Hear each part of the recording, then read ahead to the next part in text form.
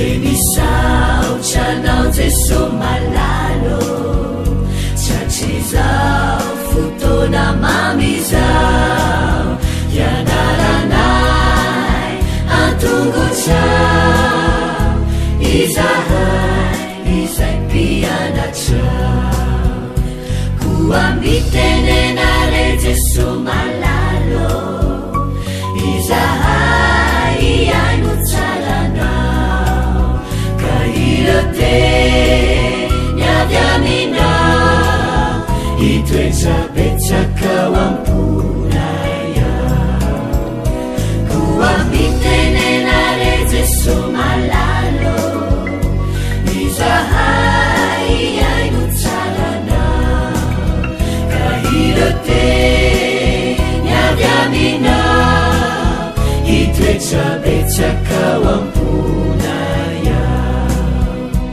irote nyavyaminao itoezabetsakao ampunaya.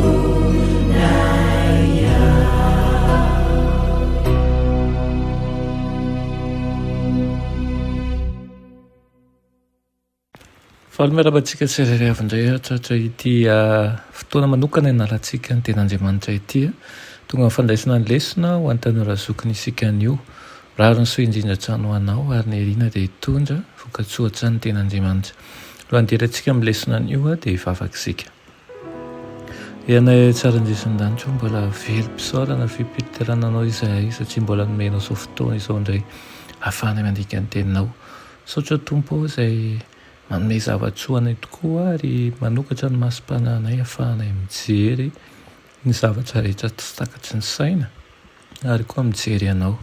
Ankahirezo ny fonay ary tonio ny sainay ampio izahay mba ahiankasitraka izay rehetra efa nomenao anay sy hibanjina ihany koa anao aminaran'i Jesosy. Amen.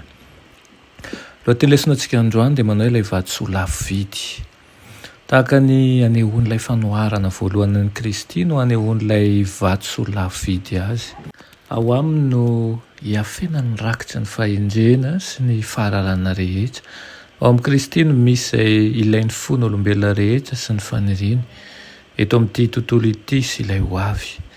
Maneho ireo izay mikatsaka ny fahamarinana ilay mpandranto amin'ny fanoharana. Filazantsaran'i Jesosy reriana no afaka mameno banga ao anatsika. Mivarotra izay nanany rehetra ilay mpandranto ao amin'ny fanoharana mba hividianana ilay vatosoa. Tsy mahavidy famonjena ny vola, zavatra lalina kokoa noho izany no tadiavin'io fividianany io lazaina.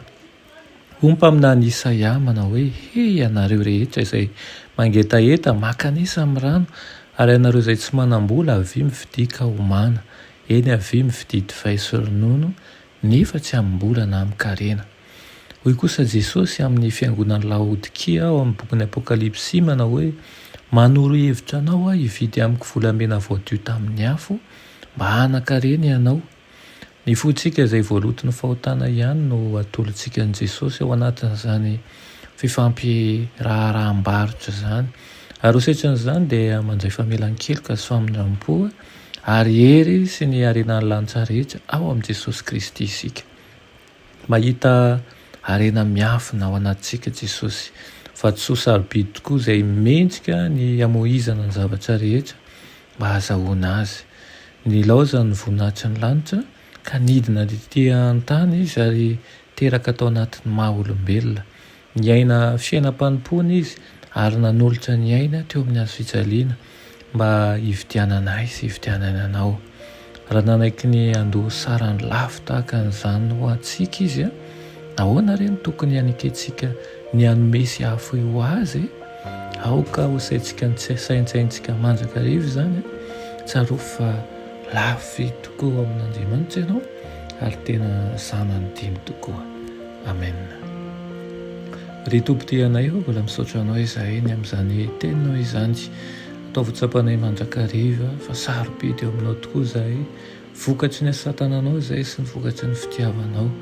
Ampio izay atsapa ny asarobidiny mahanay ihany koa ary koa indrindra mahanay amin'ny mahazanaka ao anay. Koa toany fonay amin'ny toe-tsaina vaovao izahay mba anana toetsaina mifanaraka amin'ny sitraponao. Aminaran'i Jesosy, amen.